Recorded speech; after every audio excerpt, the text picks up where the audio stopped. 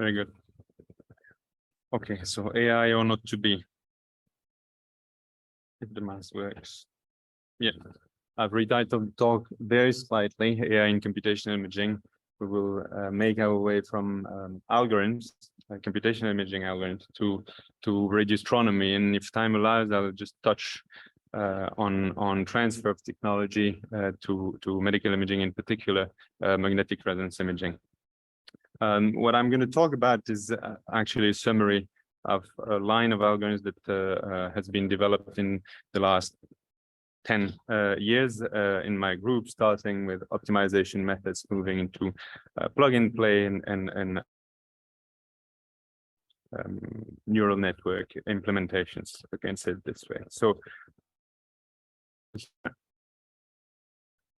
experts in computational imaging.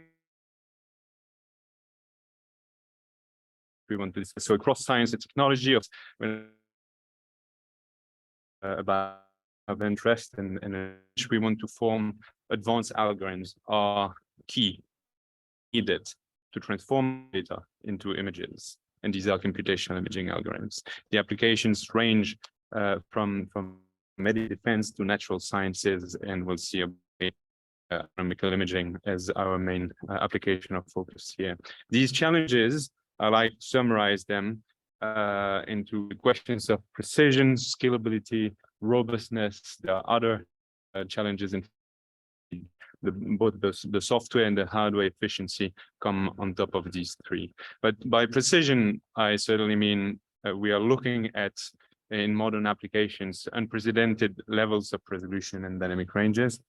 Scalability, because of the search for better resolutions and dynamic ranges, the instruments that we are building are acquiring more and more data, and the data volumes today can start to be quite extreme and extremely challenging, certainly for the data processing. And by robustness, this can encompass, in fact, a lot of things, but the most important thing that I want to say, because I won't be discussing this here, we will be discussing the transformation of data into images. We will be discussing image estimation. I will not be talking about uncertainty quantification and calibration problems, which are, however, completely inherent to the question of computational imaging. Our measurement models are often only partially known, so our imaging problems are actually joint calibration and imaging problems. We want more than image estimation. We want also to be able to provide error bars with our estimates, and this is the uncertainty quantification question. So robustness is absolutely key. Right, so the outline of the talk is as follows. I'll jump into radioastronomy as our application of interest and highlight what are the specific challenges which revolve around the same keywords in the field, and we'll take a few minutes to discuss this, the ubiquitous and I was about to say the state-of-the-art algorithm, but so that's the algorithm that defines the state-of-the-art of the field. Even though this is not anymore today a state-of-the-art algorithm. This is clean. There will be 4 algorithms in total. So the first one is clean. Then we'll move into the research that we've developed in the last decade and talk about SARA. Its unconstrained implementation is SARA. That's an optimization algorithm for image recovery from incomplete data. In particular, in astronomy, we are going to be talking about Fourier imaging. Okay, AIRI is an evolution of SARA in the sense that it's not anymore an optimization algorithm. That's what we call plug and play algorithms, and we'll hear about plug and play a lot, certainly this afternoon and tomorrow. Right, so that is an algorithm that comes now at the interface between optimization theory and deep learning. Then we'll move to newborn, which is in fact, which comes very much in the continuation, and we'll see why we have moved from one to the other, from SARA to AIRI, and then R2D2, which is neither an optimization algorithm nor a plug-and-play algorithm, but it very much resembles both of them. It's not either a deep neural network, it's actually a deep neural network series. We'll see what kind of problems it does solve from the previous instantiations. And then we'll look at transfer of technology. But let's dive into Aperture synthesis by radio interferometry in radio astronomy. This is a very well-known imaging modality in astronomy, because by using antenna arrays and spreading antennas across wide areas on the ground, the radio astronomy community is able to synthesize the aperture of a telescope that would have the full size of the array. And so this is extremely important to give otherwise inaccessible resolutions and dynamic range. But let's step back a little bit, and we are setting up our vocabulary here. We want to form an image X bar from visibility data. That's what they are called when you do interferometry. My data vector is Y, and the data, the information in those data is absolutely incomplete, which sets an ill-posed inverse problem. More precisely, this is by Fourier imaging. The data I have to cut a very long story short. It's not as simple as I'm gonna depict here, but the big picture is this one. The data I have are Fourier samples of the 2D image that I'm trying to uncover, right? But the Fourier samples are on continuous frequencies. We're not working at all on the grid, actually, due to constraints in the acquisition setting. Okay, Y is equal to phi X bar plus N being noise. Phi is modeling the measurement model, and that's my forward operator, right? And now we need algorithms to go from Y to X bar. These algorithms will have to leverage prior information to reconstruct an image from these incomplete data. I mean, in a linear algebra setting, we have simply a list of linear equations, and we have less equations than unknowns. We have an infinite amount of solutions.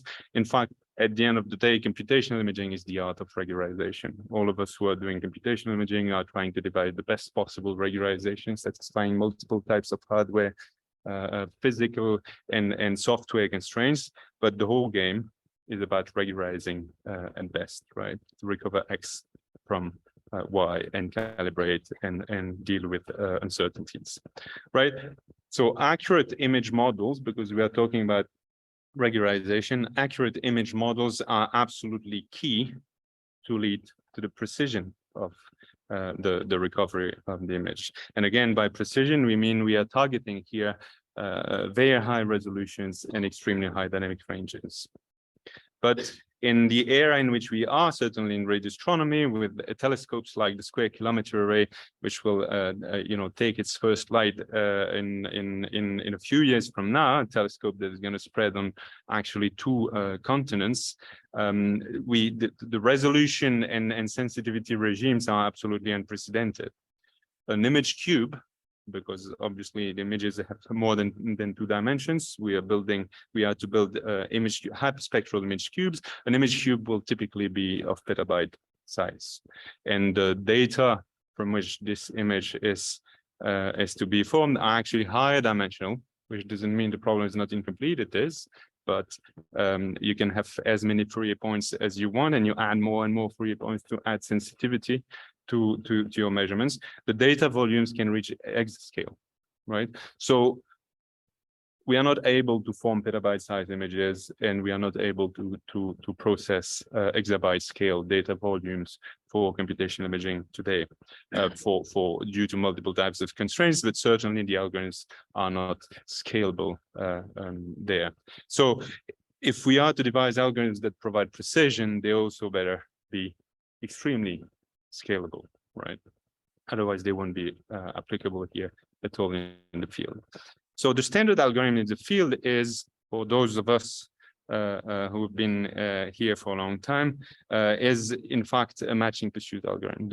The younger community might not know what matching pursuit is, but this is obviously a very well-known algorithm that's slight variations from optimization algorithm. That's a greedy approach to image reconstruction. Basically, iteratively takes back projected data residuals and identifies model components from those back projected residuals and iterates over that. So here we write the back projected data and call it the dirty image. That's the way radio astronomers call it. It's not very important. That's applying the joint of my Fourier operator to my data. So I'm creating something that looks like an image, obviously. And again, to cut the long story short, the relationship between that dirty image and the ground truth is basically, it appears as the convolution of the ground truth with a very dirty convolutional kernel that actually whose side lobes extends over and across the whole field of view. This is more than a deconvolution problem, again, because the data are continuous in the Fourier domain, again, because the interpolation kernels that are there are not only interpolation kernels, there are different types of modulations that come due to the interference of multiple types of effects between the moment the light is emitted, the waves are emitted, and when they reach the antennas. But let's keep the story simple. It's a very complicated deconvolution problem. Okay. So the clean structure, the matching pursuit algorithm structure is as follows, and we'll see 4 such iteration structures across the whole talk. 4 algorithms. I just promised that, so that's not going to get super complicated. And they are all going to look alike, but they're all different. And it's very much the devil hiding in those details, because these algorithms behave extremely differently, right? So what clean does is take, to start with, this dirty image and identify model components and the dirty image by picking up the highest intensity values in some pixels, right? So tau is this peeling operator, which is implicitly enforcing, promoting sparsity of the image, because I'm identifying intensities, components, pixel per pixel. In fact, clean can work in a multi-scale setup where you do that in some sparsity basis, but here that's a detail. And you add these components to the initial image, which is 0. Next iteration, you build the residual dirty image. That is, you remove from your back projected data the components that you already identified. Okay, and you continue peeling from there, adding what you've peeled to the previous model component. You continue. So clean matching pursuit is a very simple approach, and for scalability, this is extremely interesting. The implementation, which is very fine-tuned and dedicated into the clean implementation dedicated to radio astronomy, scales moderately well, better than typical optimization algorithms. Certainly, we'll talk about this. The problem is that its simplicity is also associated to low capability for regularization in comparison to state-of-the-art regularization, and that's heavily limiting the precision. So in that context, very much the field, the computational imaging in radio astronomy needs to be reinvented, and that's what we want to talk about. But at least we know what the state of the art is, or what the common algorithm that is very much used by most astronomers who haven't yet jumped into newer computation imaging algorithms use, right? So use SARA and AIRI optimization and plug and play. There's a few publications of the groups. You can find all this on the archive in particular. It's all been essentially published. We'll first talk about convergent algorithmic structures. Convergence of these algorithms is obviously very important in terms of robustness of the solutions that we are providing. I don't need to convince this community of this, right? So, and then I'll just spend one slide highlighting how it works in optimization. But again, I guess here this is probably very redundant reminder. In the context of convex optimization, your solution would typically be seen as a minimizer of what is called an objective function. And to solve ill-posed inverse problems for imaging applications, you would typically have an objective function which depends on your target image X and on your data. And the first typical type of terms is a data fidelity term that you will put there to enforce data fidelity. And the second one is the regularization term that you need, because we know that computational imaging is the art of regularization, right? For those who are more into the statistical signal processing optics, you can see that there's the negative log likelihood of a posterior distribution, F being the negative log of the posterior distribution, sorry, F being the negative log of the likelihood, and R being the negative log of your prior. Right. So the theory is very robust and versatile. It provides a whole wealth of iterative algorithms, which are one endowed with proper convergence guarantees,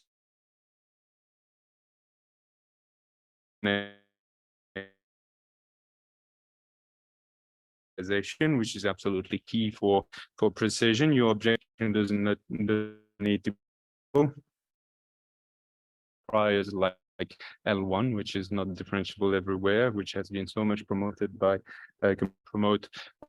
to sparsity of the images, and things that are much more advanced than that. And in each of these terms can actually be the sum of subterms, and the data fidelity quite complicated. The algorithms deal with that, and they can actually be for some of them and most of them highly parallelized, which is extremely important for scalability, not necessarily efficiency. I mean, you're not going to reduce the computational, and let's not forget, I'm looking at this from the point of view of an application where I'm looking at high dynamic range, high resolution in radio astronomy. So it really crystallizes quite strongly the modern challenges of imaging, because the scales and the precision are all that are targeted are all quite extreme. So within this wealth of algorithms that optimization provides us, I'm just here going to look at the simplest, yes, extremely versatile and flexible structure. That's the forward-backward algorithm. In fact, most more advanced and more parallel and distributed algorithms, proximal splitting algorithms typically, will have forward-backward iterations at their core. So if we understand what the forward-backward is, then we understand essentially optimization. That's a big shortcut. But okay, so from the point of view of the forward-backward, F would need to be differentiable. That's a small constraint, and R does not need to be differentiable. The iteration goes as follows. At each iteration, you first do a negative step in the direction of the gradient of data fidelity. If everything was differentiable, you would just do a typical gradient descent to look at the minimizers, i.e. look at the positions where the gradient of your whole objective is 0. But here, not everything is differentiable, so the structure would be more complicated. You still do a gradient descent step with respect to data fidelity, because that part is differentiable. And then you project on your image model, and that is done via what the theory calls proximal operators. These proximal operators can be seen, as I just said, as projectors on the image model.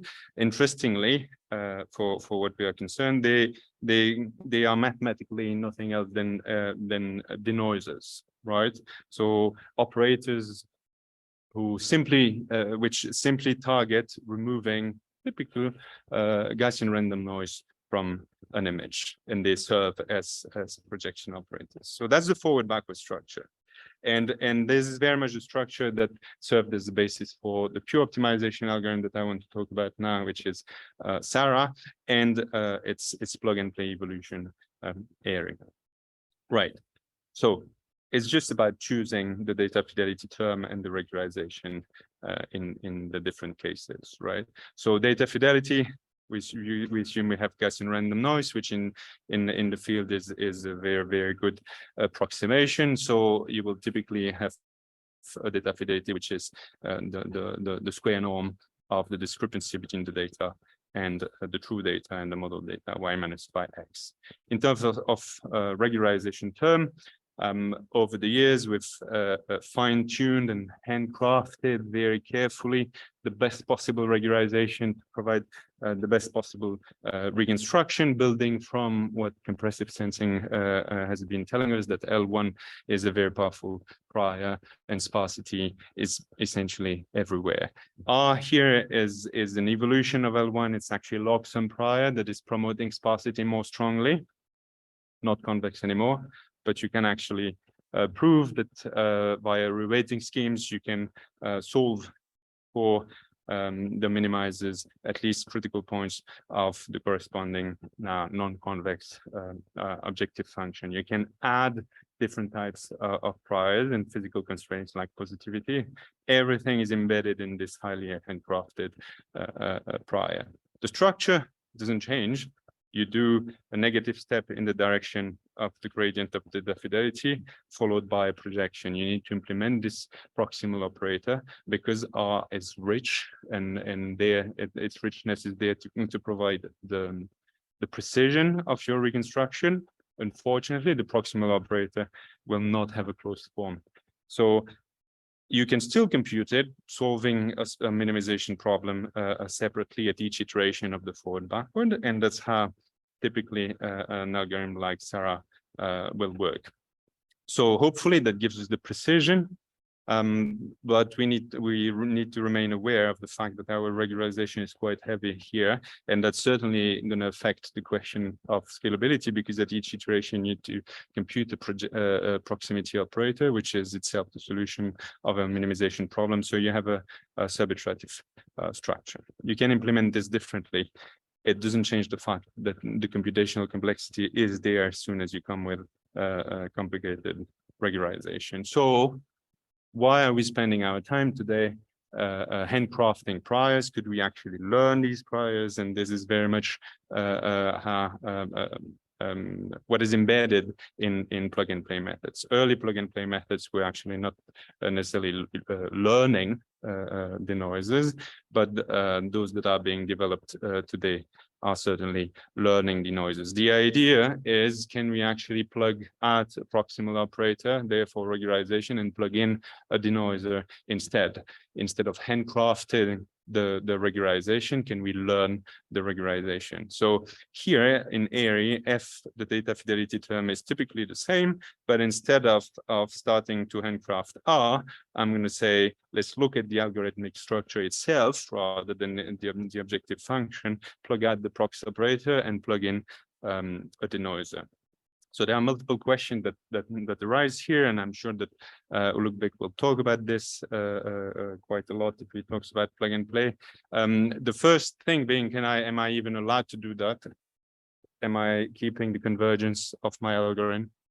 Can I still interpret my solutions in the context of optimization, or in maybe wider context? And we've done work. A whole community has done work to provide answers to these questions. And one way of putting it is that the answer to these questions is essentially yes, but you need to be very careful with the way you actually implement your denoiser. Your denoisers needs to satisfy mathematical constraints, and this is typically the firm non-expansiveness. You need to make sure that contrast distances as an operator, and we'll come to that in a second. But why would we even want to do that? We said because, in fact, instead of having a sub-iterative structure, now the denoiser can obviously be implemented if it's a neural network on GPU and be extremely fast. My regularization would be much faster. So typically that would provide acceleration. Second opportunity, instead of spending years again handcrafting a prior, can I encapsulate physical regularization much more powerfully if I have appropriate databases? So I have two big opportunities here. So that's what, at least for radio astronomy, we have built on, and that's what AIRI, which stands for AI in radio interferometry, or you can think of AI for regularization and imaging. That's what AIRI stands for, right? So let's take just a few moments to talk about the denoisers, right? So the denoising operation is precisely, for those who are not acquainted with plug-and-play methods, the denoising operation is this operation that consists in taking an image to which I've added simple here Gaussian random noise, and I want to remove the noise from the image. Interestingly, this is all about regularization. It's completely blind to the measurement setting that I'm going to be looking at in terms of the inverse problem I want to solve. I want to solve Fourier inverse problems. Here, we are making a parenthesis, looking at a regularizer, which doesn't know that we are looking at Fourier imaging. We are training this only as a denoiser. Right, and so we need to talk about dedicated databases, network architecture, and training losses. And I'm just gonna have a really fast wipe across these things. In the field, we don't have access to high resolution, high dynamic range databases. Also because the new generation of telescope that has just come online is only starting to provide data. So we don't have nicely curated data. And if they were, they would have been curated by Clean, which would have added a lot of artifacts and never provided the dynamic range we want. So we have a big lack of data in the field, and we've actually generated synthetically database taking optical data and even MRI data, which are all low dynamic range. All the images that we've gathered have artifacts. You pre-process your databases. You always pre-process a database when you're building it before training. So it's artifacts removal, size adjustment. But importantly, something that's very specific to this is that we apply exponentiation procedures to precisely take the low dynamic range database to very high dynamic range, so that we can start training on this database to denoise high dynamic range images. So this is what the result is, what you have on the right coming from what you have on the left. Okay. In terms, I mean, you can build denoisers from multiple types of architectures. Today, you can think of all types of architectures. The most recent architectures provided in computer vision. We've implemented that with a simple denoising convolutional neural network. And in fact, the fact of sticking to convolutional neural network is extremely interesting in here for scalability reasons. As soon as you learn the convolution kernels that are in a convolutional neural network, you can maybe you have trained at very low image size, you can still apply your network at very high image size. And this resizing thing and the fact that you don't need to retrain each time you target a given image size is extremely important. It's also going to be important because you can parallelize completely your denoiser and apply this on facets. Why am I thinking of this? Because I'm interested in images that can be 100K, 100K by 100K 2D. And then we would like to add a third dimension, etc. Right? So convolutional neural networks are quite interesting. Anyway, very simple one, denoising neural network. Convolutional neural network. Now, in terms of training loss, I'm really not going to spend time here, but you would want to have a very standard. This has been implemented by simply supervised training. You would have wanted to have only a simple loss that penalizes this discrepancy between your ground truth and your denoised image. So J here is applied to the noisy image, and it's intending to denoise the image, and you look at the discrepancy between this and the ground truth. In L1 and L2 norm, L1 has always been working better than L2 typically. But you can't stop there, because you absolutely need to enforce this mathematical constraint on the denoisers so that you can keep the convergence and some level of interpretability of your solutions. And so that's this firm non-expansiveness, and we have developed this approach by which you regularize your loss function, adding a Jacobian constraint to try and enforce the firm non-expansiveness. Right. So I can take questions about this later, but I don't want to make this a large part of our conversation today. So assume we have optimization, highly tuned optimization algorithms. Let's use SARA. Assume we have nicely defined plug-and-play algorithms, and AIRI is intended to accelerate USAR and possibly even provide better precision. I still can't do anything if I don't parallelize these algorithms heavily. And so that was a very important exercise. There's a whole parallelization framework, and because this is embedded in this simple forward backward structure, what you need to do is parallelize your forward step, which is typically computing gradients or gradient step, which require computing phi, the measurement operator, and its joints. In fact, it's only phi that is needed in the gradient, and that's important. So that is achieved by understanding that if you simply decompose your operator into sub-operators, then the gradients can be seen as a sum of partial gradients, and you can compute the partial gradients separately. There's much more to it than that, but this is very specific to the Fourier implementation of the operator. And again, I don't want to go into details. So this is the implementation of the forward step, precisely where in each column you have a partial gradient after having split your operator into simply a concatenation of sub-operators, and you will compute your gradients separately on a high performance machine. You can highly parallelize that and gather and sum the partial gradients to compute your gradient. In each of them, and that's where I don't want to go into details, there's a lot of optimization to reduce memory requirements and further parallelize and apply further dimensionality reduction in the Fourier domain. But let's leave that. That was for the forward step. You need to parallelize and the backward step, but the backward step is just a denoiser, be it handcrafted or learned, and at the core of these are convolutions. And because the convolutional kernels are typically small compact kernels, you can easily facet your denoising and then simply bring the facets together after you have denoised. So that's quite easy. So that's what it looks like for SARA, but these frames are just to think that you can facet, because you can facet the wavelet transform that is embedded into this SARA regularization. But let's not forget that this remains subiterative, right? And it's actually, in fact, the prox in itself is already a double subiterative loop for the prior one. So the forward backward has a triple loop. That's to insist on the complexity here. While if you use a neural network denoiser, then there's no subiteration here. You can just facet, apply your denoisers on the facets, and come back.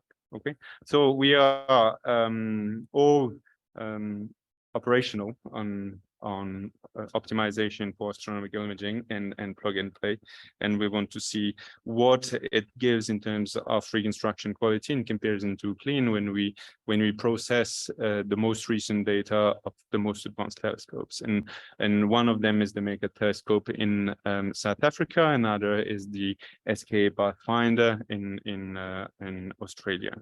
The images that we want to form are actually wideband images. I'm showing only frames of 3D images and also wide field images. And so as you have wide field, your operator becomes more complicated. But I've put a veil on this. It needs to be implemented carefully though. So this is the reconstruction of a structure called ISO137006 at 1.4 gigahertz in the radio spectrum. This is a reconstruction of a 4K by 4K image, so it's still quite moderate image size for this application. And this is reconstructed from typically 11 gigabytes of data per frame. Okay. It's not highly hyperspectral here. So in this first application, there are only 2 frames, in fact, and in the reconstruction of ASCAP data that I'll show in a second, there are 8 frames, right? So this is the clean reconstruction. This is all the images I'm going to show are visualized in log scale because of the high dynamic range. So typically, we are at 10 to the 5 in terms of 10 to the minus 5 in terms of the lowest types of fluxes that we are looking at in pixels, and this is going up to actually much higher values. I mean, this is saturated for visualization reasons, but the whole dynamic range, the ratio between the peak intensities and the faintest pixels, is multiple orders of magnitude, 5 or 6. Okay. Right, so it's really a beautiful structure, and that's what new telescopes are bringing us. But this is the clean reconstruction, and we know that clean is limiting us due to its very simplistic regularization. This is the reconstruction that you get from the optimization method. So after very carefully handcrafting your prior and parallelizing everything, I do hope that you see enough resolution. There's of course We've optimized the projector as much as possible. You should see that there's a huge increase in resolution, and we've been able to do a lot of science around what is called here the active galactic nucleus, and there's a lot of physics going on that is of interest to the radio astronomers, right? But you should see that everywhere you have a much higher resolution than what clean can provide. If you look at what AIRI is giving, there is pretty much no difference with SARA, aside from the fact that you pick much better the very faint point sources that are here, which you don't pick as much with SARA. And so AIRI, and that's going to be the case throughout what I'm going to show you, is in fact improving slightly in the precision by providing access to a higher dynamic range. Now, the price to pay is that these methods are computationally expensive. So the computational cost is typically measured in core hours. This is all parallelized on, as I said, on multiple nodes of a high performance machine. Each node can have typically 48 cores, etc. So this is counted in core hours, and clean requires 236 core hours. USARA is about 10 times more expensive, so we have a price to pay, but AIRI enables to accelerate USARA and comes closer and starts to bridge the gap with clean. Let's move to ASCAP. I just want to show you, this is same things. I'm just showing you a different image from a different telescope. This is the clean reconstruction. This is called, so you see the types of field of view that we are interested in. The diffuse emission we're interested in can be hidden in a very small part of the whole field of view. Still, you need to image the whole field of view because your data are measured in the Fourier domain. So you need to form the whole field of view before seeing what you want to see in any place, and actually don't know what you want to see. That's another problem, right? So there's this zoom on what is called the dancing ghosts here. That's the clean reconstruction. Still a lot of artifacts and blurriness. This is what USARA provides, and this is what AIRI provides, which again is a big step in resolution. And with AIRI, and there's an increase of dynamic range again.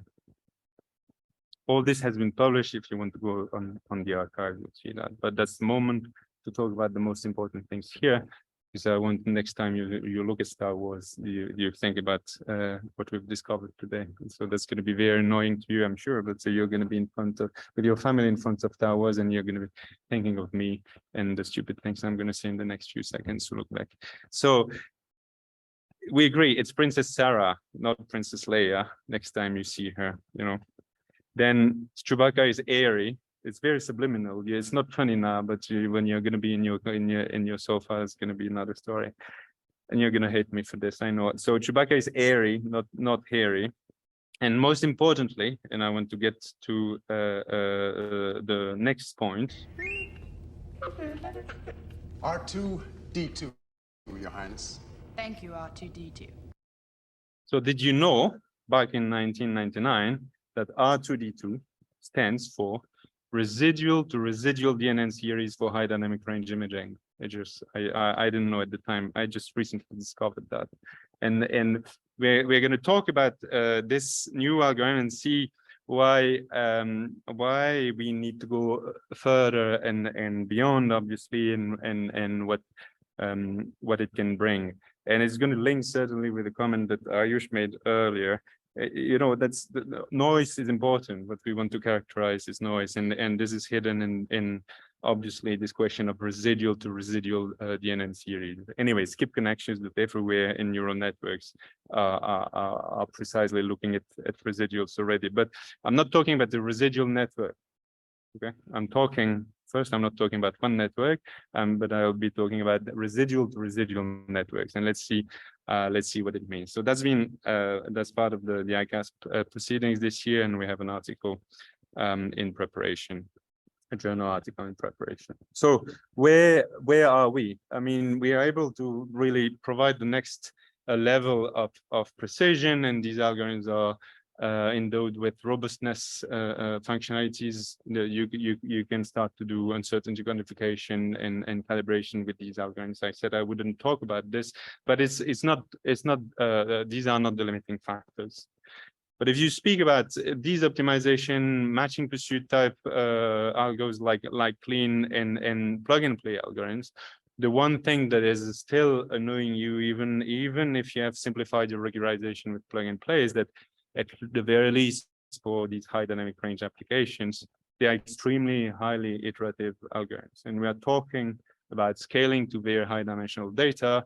And when we need to do thousands of iterations, that is thousands of passes across the data, applied thousands of times the measurement operator, which is parallelized over high performance computers, this is where the computational complexity comes from, right? For all these algorithms, the cost per iteration is related to the forward step and then the backward step, and we see that we can accelerate and reduce the computational cost of the backward step. But aside from that, and that can be significant, but aside from that, the cost per iteration is quite similar.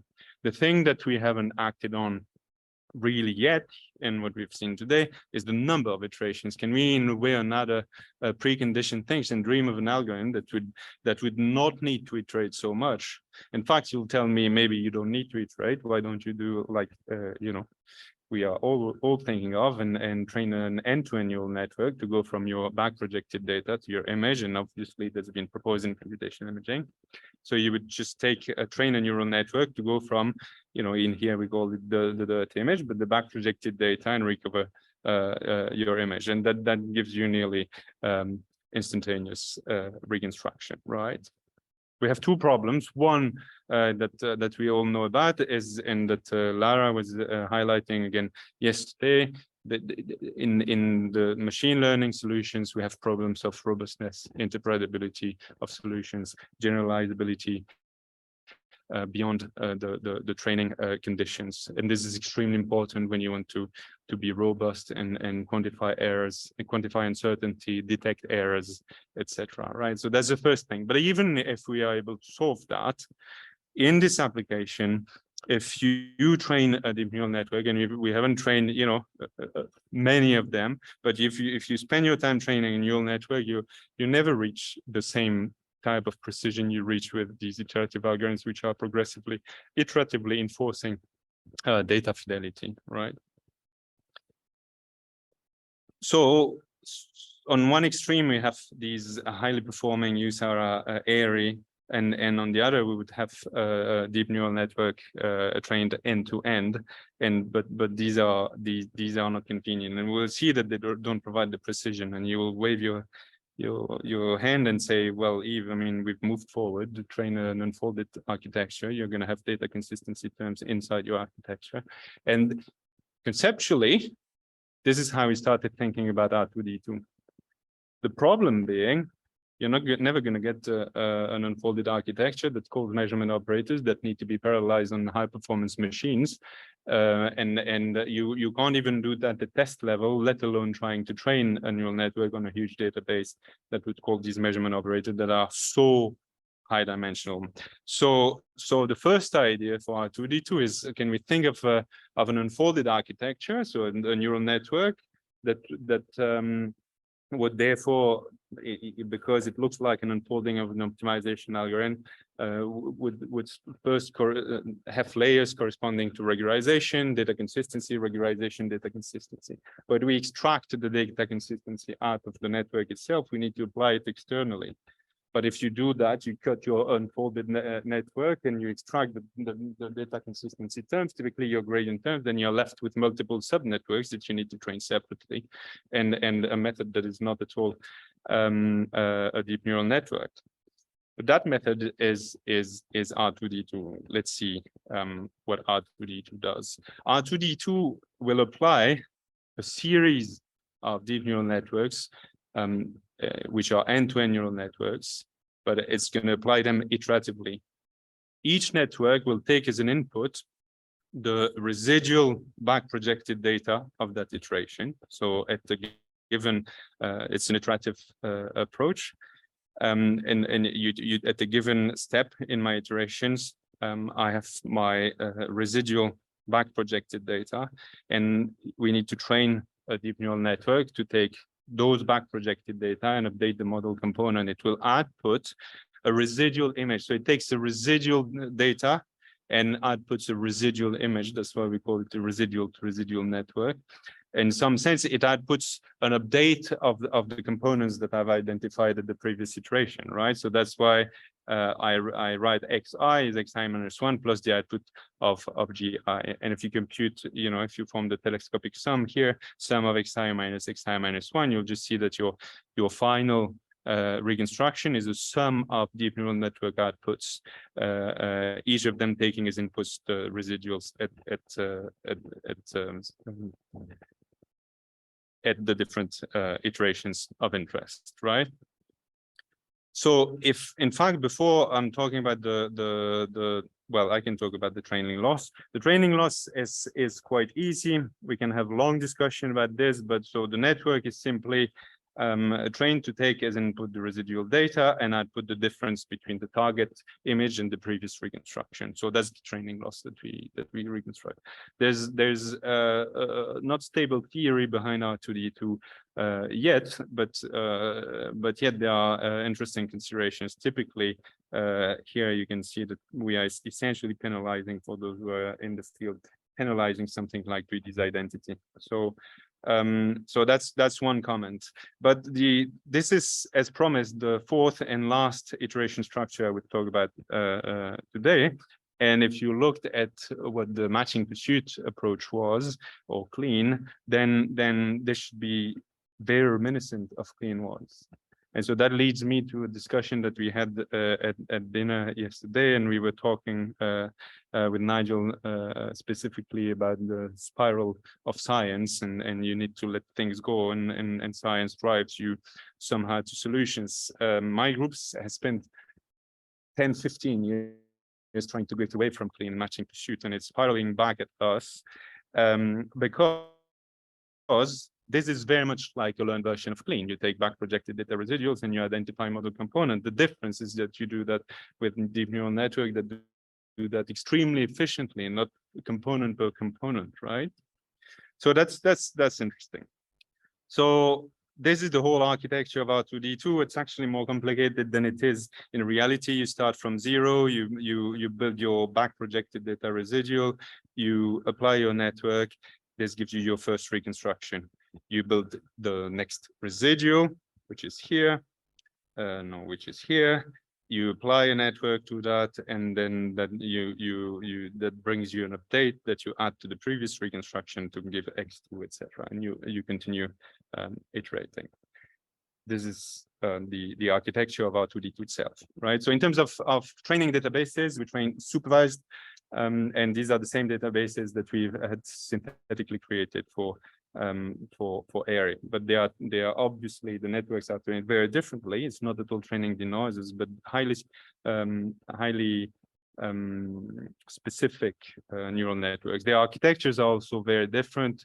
Here, the best architectures that we have found is kind of a hybrid architecture, including WDSR blocks into a unit architecture. Both unit and WDSR have been, used for end-to-end reconstruction in computational imaging, but this provides actually already end-to-end much better reconstruction than each of them separately.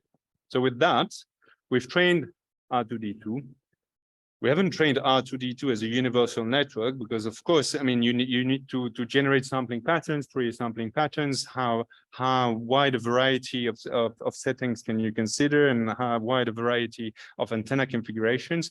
We've decided to train telescope specific, which is already extremely wide consideration. So we've taken the Very Large Array in New Mexico, which is one of the main telescopes active on Earth today. And we've generated 20,000 sampling patterns from all possible configuration of the telescope, and generated back projected data from 10,000 ground truth images, enabling us to start training R2D2, right? And then our simulation setting consists in looking at the statistics of reconstruction over, is that 50? Over 150 problems applied on radio images. This is the reconstruction SNR, the SNR of the log of the images, the timings, and the number of iterations. You see that AIRI and USARA provide a significant increase in quality over clean. You see that R2D2 provides a very similar reconstruction quality. You see that UWDSR, which is the first iteration of R2D2, so it's end-to-end approach. If you cut R2D2 at the first iteration, you have an end-to-end network, provides very suboptimal reconstruction. But you also see that if you look at the number of iteration, which is of importance to us, USARA and area of the order of thousands, and R2D2 converges, whatever convergence means here, because you train a specific number of networks in just few iterations. Right, so this is 3 orders of magnitude acceleration while keeping the precision of the reconstruction, and I do need to accelerate very significantly. So this is the reduction of the norm of the residual across the iterations and the saturation of the SNR and log SNR. So in fact, after a few iterations, 2D2 provides its reconstruction. I'm showing simply reconstructions here. This is a simulation, ground truth. This is the clean reconstruction, ground truth. This is USARA, still affected by wavelet artifacts, but much better quality overall. Ground truth, AIRI, which doesn't have those artifacts that pure optimization methods have, and R2D2. And you see that there's basically no difference really between AIRI, USARA, R2D2, yet with orders of magnitude acceleration. If I look again at the structure of the algo, this is the first residual. You apply a network that gives you the reconstruction. It's interesting, by the way, that's not done on purpose, but look at this hallucination that's here, and that's completely that's a full artifact. That's what you get typically with end-to-end networks. Next iteration, you apply your second network, you have your second iteration. You continue X3, X4, X10. You've reached a reconstruction quality that is again at the state of the art, and your artifacts have disappeared essentially because you have applied your data consistency terms. And I'd like essentially to finish with a small quiz to see if you know, listening to me for 50 minutes just after lunch was not too complicated. This is the dirty image associated with VLA observations of a famous galaxy called Cygnus A. And this is the clean reconstruction, which is limited in resolution and quality. This is the reconstruction from method 1, and you need to identify what are the methods. Method 2, method 3, and method 4. 3, 2, 1. So can I ask for some contributions? What is method 1? I think you can just easily wave your hand. No need to run with microphones, because yeah. End-to-end network. Who is going to look back? You need to be nice. He's next speaker. So yeah. Okay. So that's what you think. What is method 2?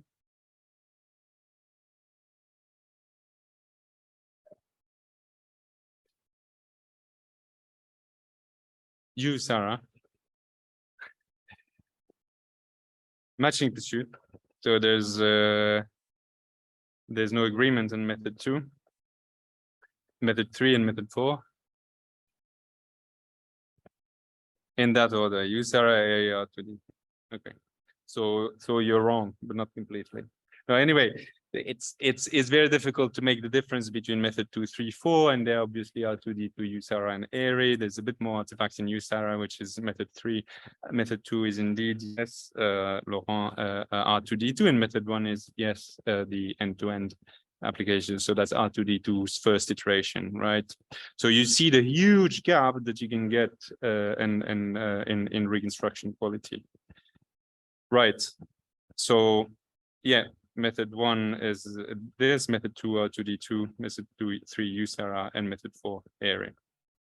I said I would talk about technology transfer. MRI is very similar in terms of its signal processing to radio astronomy. It's Fourier inverse problems. We have trained all these algorithms for MRI2, but it's extremely preliminary. Here is just a visualization of a simulation. If you look on the top right, you see that the ground truth had these two spots. If you look at the end to end, the first iteration of R2D2, it's not really good. But this is what R2D2 gives you. So there's some, and what AIRI gives you. There's some level.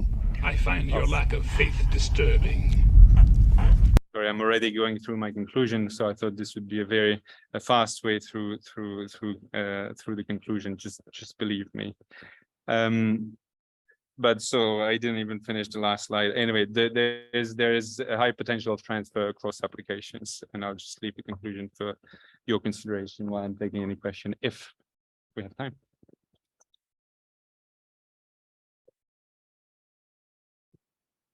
Yeah, thank you so much for the nice talk, which was also engaging.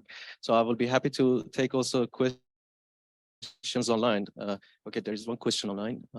So the question is, can you comment on how the astrophysics community accepts/adopts reconstruction algorithms that include DNNs? I mean, this is essentially the same in all communities. I mean, they are reluctant, like any radiologist in medical imaging is reluctant to accept new methods. So there's obviously a whole forward-backward iteration of a different nature of discussing and developing these things with the community. Thank you. So now questions. Okay, there's one question. Yeah. Thanks for the presentation. I have a question about the R2D2. So if I would look at clean, I guess one of the properties that it kind of keeps the sparsity of the image, right? Because you do you pick you kind of peel away the signal from the residual. Yeah. Now in R2D2, you kind of replace it with a CNN now. Yeah. There's a neural network. How does the sparsity property of the solution or peeling process happen? Like, well, so how do you view it? Is it still like you try to make it large scale by keeping sparsity across those 10 iterations you do, or you just don't care anymore? No, it's just like very much. So by the way, clean has, sparsity embedded, even though the image is not sparse at all in the image domain. Yeah. So it's highly non-adaptive. But yeah, no, here I gave you the loss function for the network, and that's we apply. We also are now at the level where we can impose positivity on the solutions at each iterations, etc. But there's not more thoughts than, okay, let the network train and tell us what should be the next step at the next iteration. So it's highly simplified, in fact, in terms of the thoughts of the training. Right?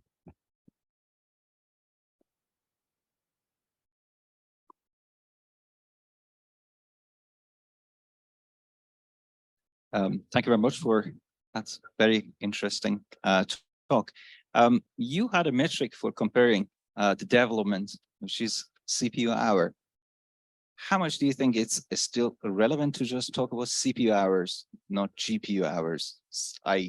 Most of the deep neural networks are now deployed on GPUs. Because in fact, the whole computational cost is left to the implementation of the measurement operator, which is not on GPU, but on CPU, right? So the cost of the regularization in AIRI is at least at these scales very small in comparison to the forward step, which is on CPU, right? So these are all implemented on hybrid architectures using both CPUs and GPUs for the networks, CPUs for the measurement operators.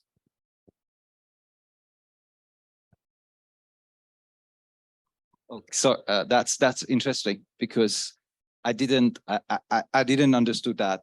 So do you communicate between the GPU and CPU? Because that's very much killing for some applications if you want to do this. Yeah. So yes, typically AIRI was validated on real data, really at large dimensions, which is not the case of R2D2, which is very much still in its infancy. But so AIRI was implemented on a national high performance computer, which has hybrid resources, GPU, CPU, GPUs, and they can communicate between one another. For R2D2, at the moment, the timings are not real timings. We are adding up the timings of computing the residuals on CPU and then applying the networks on GPU. But that there's a hardware question to be handled there. Yep.